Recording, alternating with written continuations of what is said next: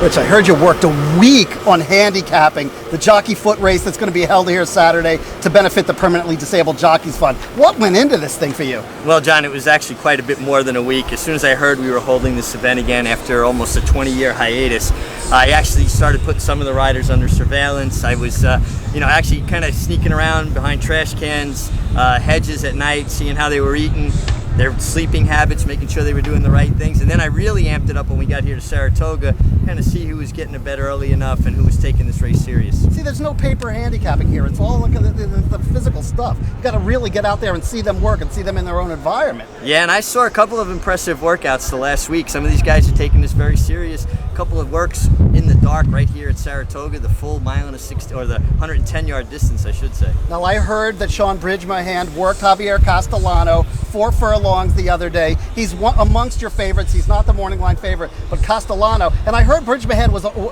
under whip a little bit to get him across the last 50 yards. Well, actually, I questioned that training method. Otherwise, I would have made Javier Castellano a lot shorter price. They're only racing a half a furlong. He worked him 4 furlongs. He's training him for a marathon, and this is a sprint. And I really didn't like him having to get after him so hard at the end of that work.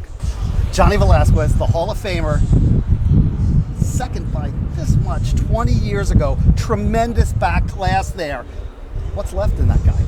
Well, yeah, that's the thing. There's a lot left as far as riding goes for Johnny. As far as running goes, not seeing it in the mornings. He's just not training with that same exuberance, that youthful zest that he once had.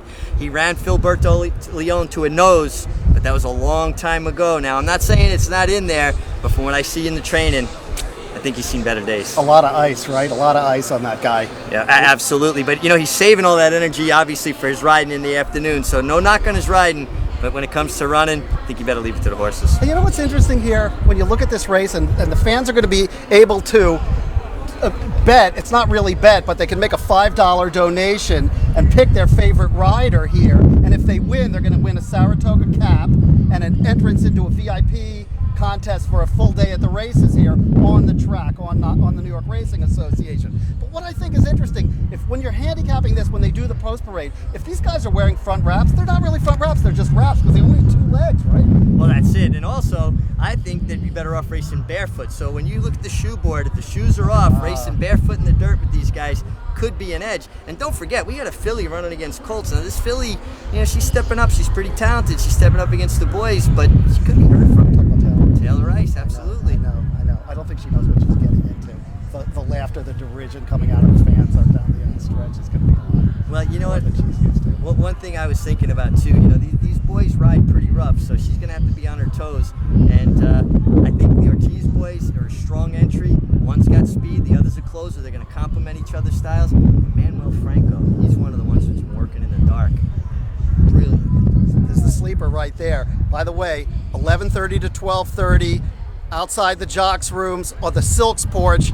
For $5, you can get an autograph from every single jockey. So if you're one of these people that waits out there with your program and your pencil, hoping to catch them on the way back in, they're going to step up and sign for you if you donate $5 to the Permanently Disabled Jockeys Fund.